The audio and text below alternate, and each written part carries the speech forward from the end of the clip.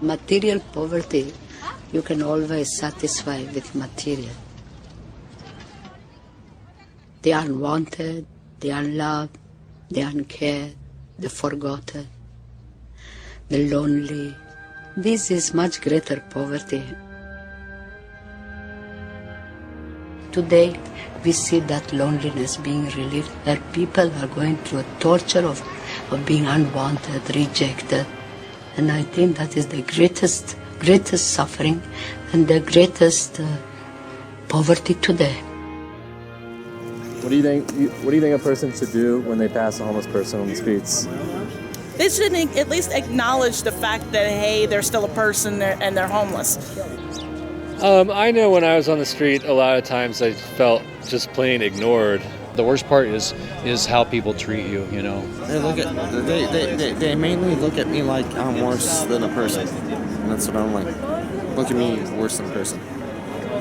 I want to be recognized as a person at least. I mean, I don't have anybody on my emergency contact, but I'd like somebody to look at me like they care.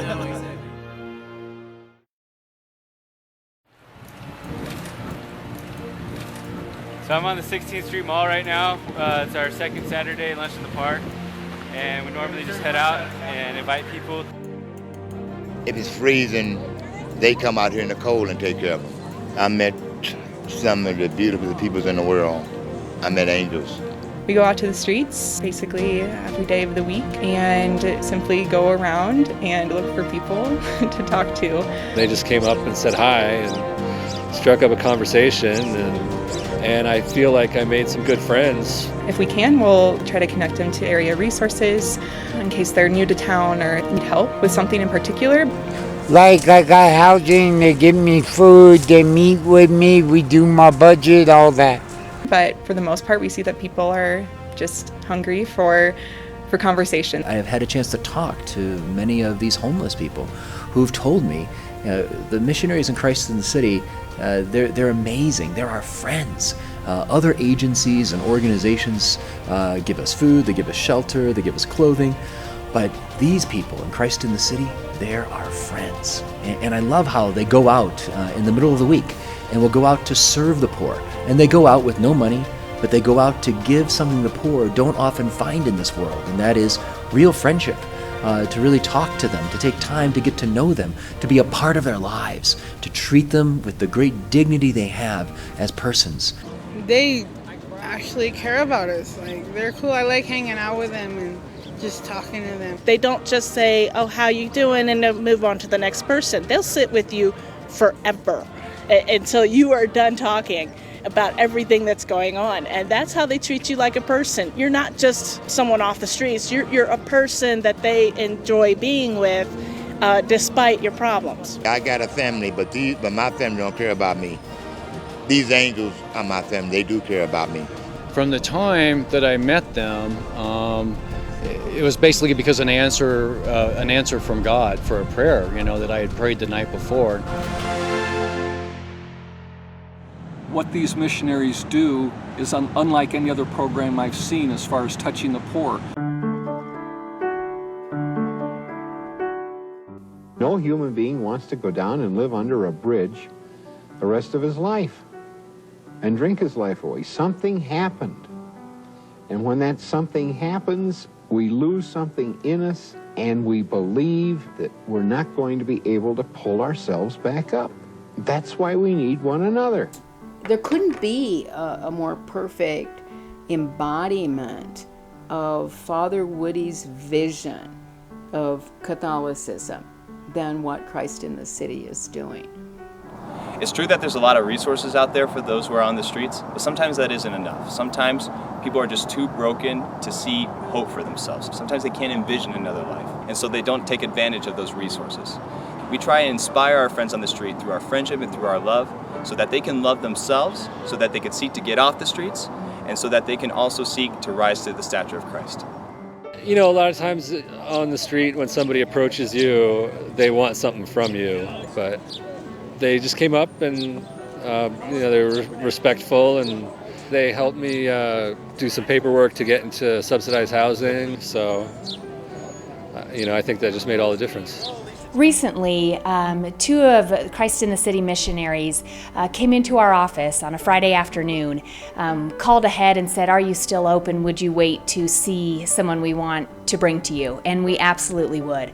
They brought in a young woman who needed our services, who was in an unintended pregnancy, and through the care of the missionaries who brought her, as well as the life-affirming services of Alternatives, together we were able to encourage this woman, and she has chosen life. And so we couldn't do it without the Christ in the City missionaries, and we're glad to be a part of the ministry. Because of Christ in the City, another life is going to be on this earth. Some of our missionaries were just doing their thing on Triangle Park, and they were just meeting different people, and they came across this man. And this man, he was in a diaper, and he smelled really bad because his diaper hadn't been changed probably in about 2 or 3 days. They basically loaded this guy up into the car and took him to every single place they knew to figure out who he was. He had no identification. And after months of working with this man, they were able to finally get him into a transitional housing. Our missionaries visited him every week. About a year or two after we met him, he had passed away. But he didn't pass away in the streets, rotting on a diaper. He passed away in the comfort knowing that he was loved, as well as taken care for materially as well. When you can bring just that much tender and gentle into someone's life that has maybe almost no hope, it's a wonderful, wonderful thing, right? When places like Christ in the City come and they choose to give.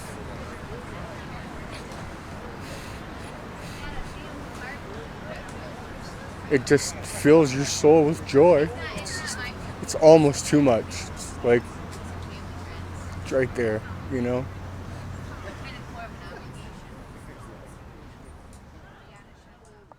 So we're not just a program that goes on the street and serves the poor. That is one huge part of our mission, but we're also here to form Catholic missionaries.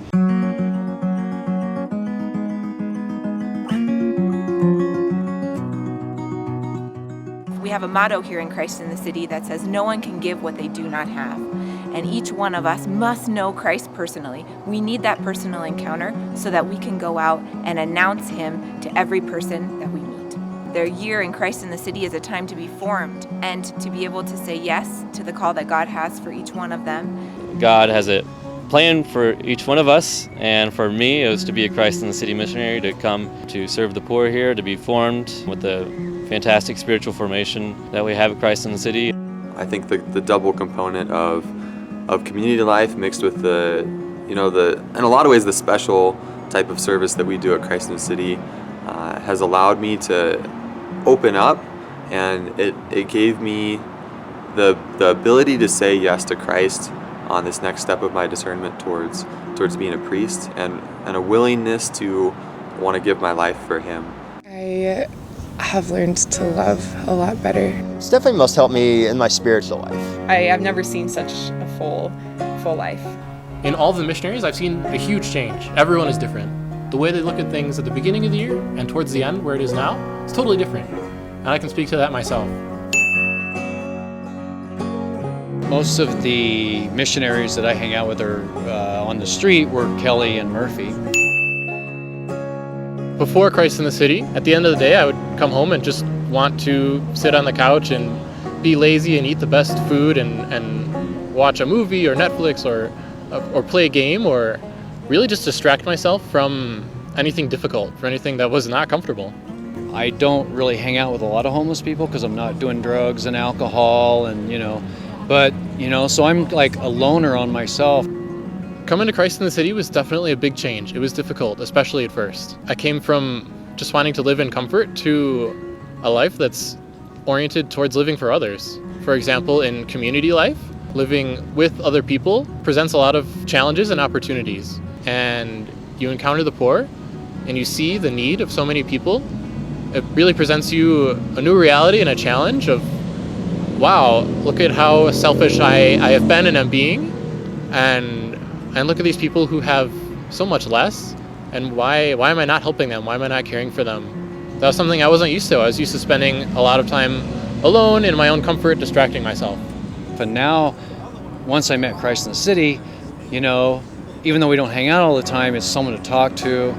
You know, immediately I could tell, like, I didn't have to worry, okay, is this person thinking of themselves? Even though they're trying to help me, are they still thinking of themselves or what, you know? And it's not. It almost renewed my faith in, like, people, you know? I think that's what gave me the easiness to go ahead and, like, I wanted to pursue RCIA and joining the church. After the first about 3 weeks of continual prayer, something happened. Something changed in me. I couldn't even fully explain it if I wanted to, but I was different. My heart was on fire. I was on fire for God, and I hadn't experienced that for a very long time. And somehow God gave me the grace to be on fire, to want to go to Mass, to want to do these things that were just sort of routine before. Now they are completely life-changing. Murphy and Kelly called me and said, hey, we're in the RCIA, you know, at the cathedral, and it was just like, I went to this class and, like, oh my gosh, my life changed. Not just because I just had a blast. It was like one of the funnest things I'd ever done. I felt so good. Christ in the City does help with stuff, but just the one main thing is just like Mother Teresa said, you know, making someone feel wanted and making someone feel loved. Like, you know, you can feed someone all day, but for me, and that was for me, that was the big thing. Serving the poor isn't just something we do on the side. It's an essential part of the Christian life. God is going to ask us, did you really care for the poor, for all those in need?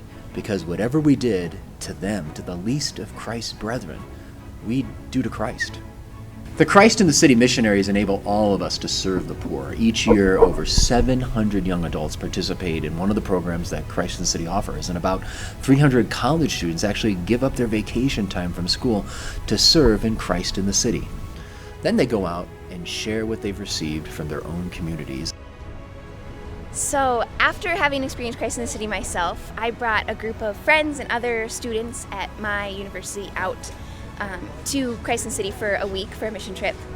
We had never really delved into people's lives like this. We had never sat down and really encountered people. When we got back to school, got back to college, we were actually able to kind of take what we had learned at Christ in the City and bring it out to where we were. More than 5,000 volunteers participate in Christ in the City's Lunch in the Park, and all of these volunteers receive training and accompaniment so they can know, love, and serve the poor.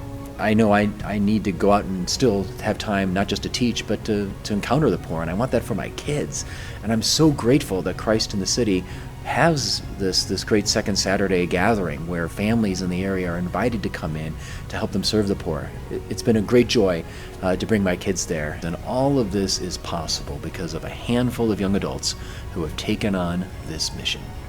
Because of Christ in the City, I'm helping out people instead of sitting on the couch on my phone, texting my friends, and it makes me happy, and I'm glad I'm doing this instead of that. I hope I can do more to help out, and I just want to keep on coming regularly, and this just makes me really happy. I don't really know what else to say. Because of Christ in the City, we don't just serve the poor, we encounter the poor. Because of Christ in the City, I have the courage to encounter and serve the poor, which I never would have been able to do otherwise. Because of Christ in the City, we can do acts of mercy together. Because of Christ in the City, I am able to encounter Christ in the person of the poor and serve Jesus as I serve them. Because of Christ in the City, I now know what love is.